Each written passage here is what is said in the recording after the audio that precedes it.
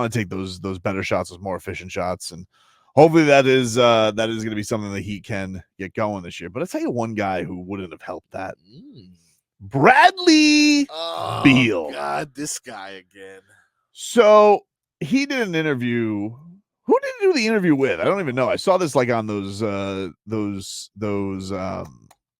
clutch access things, but I think it was with like a DraftKings. Was that who he was doing the interview with? It was a podcast. I'm gonna find out. He was doing the podcast, but anyway, he was talking, and this Bradley Beal,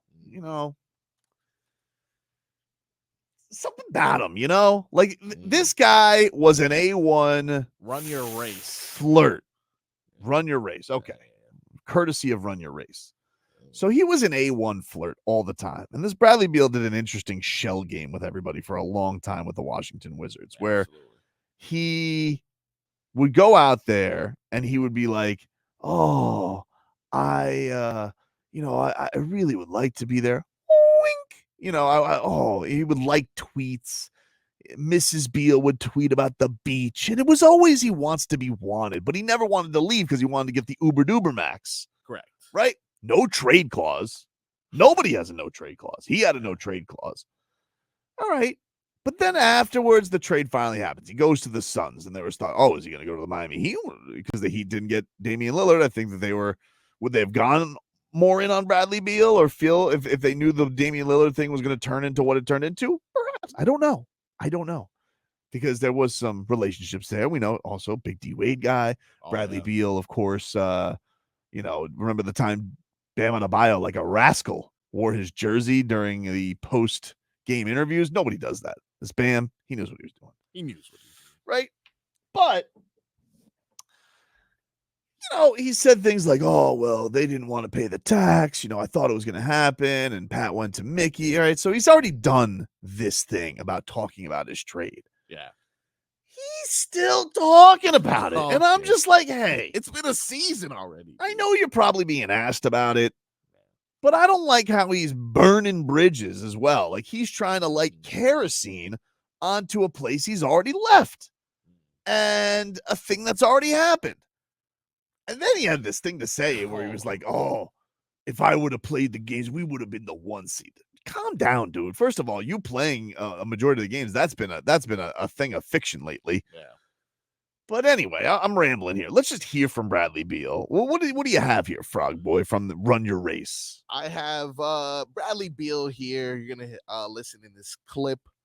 He discusses his departure from Washington, how the Miami deal didn't happen the way he thought it would, how he ended up in Phoenix, and then this ridiculous, bizarre story involving Milwaukee that I want you to hear. Okay. It's kind of like, dude, tell the truth.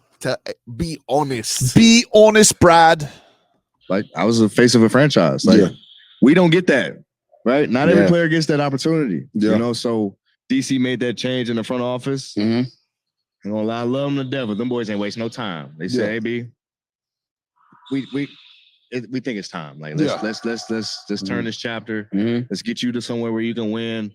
Allow us to get some pieces back to rebuild this thing, and do it the right way."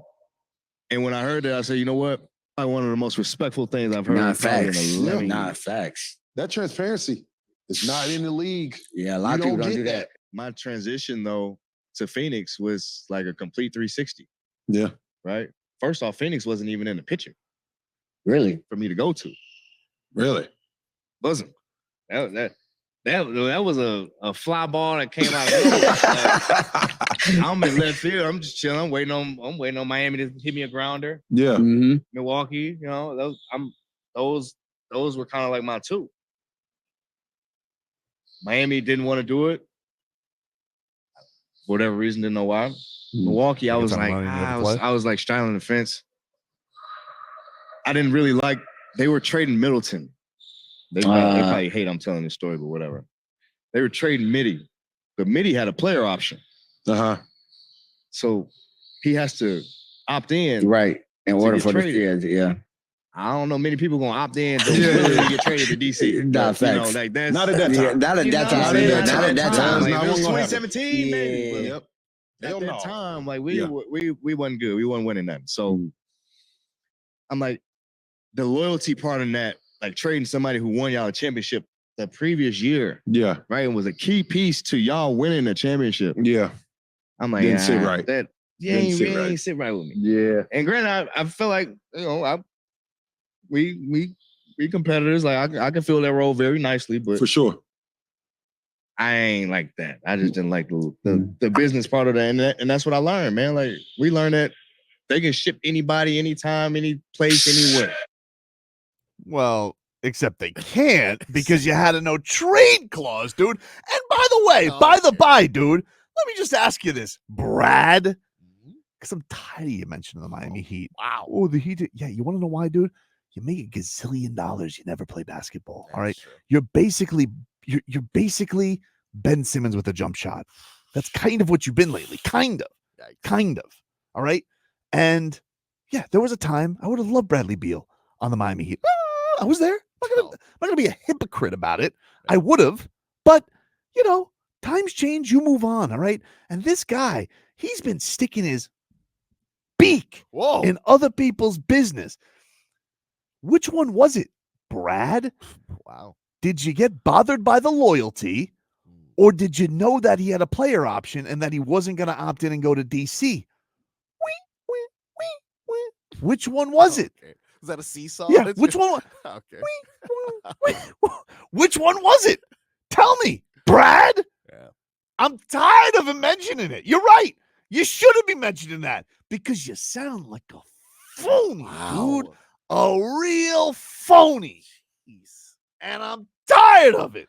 Okay. Enough of the Bradley Beal's trade chronicles. We've talked more about where Bradley Beal might have gone than him playing basketball for like the last 5 years.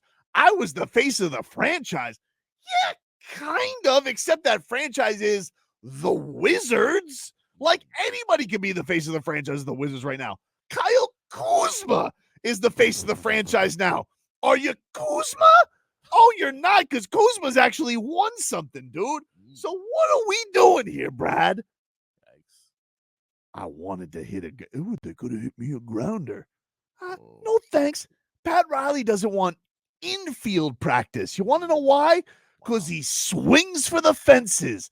Now, he struck out a bunch lately and did not get Damian Lillard. I mean, that's another story for another day. Yikes. But the point is, he doesn't go for seeing eye singles. Bradley? Man.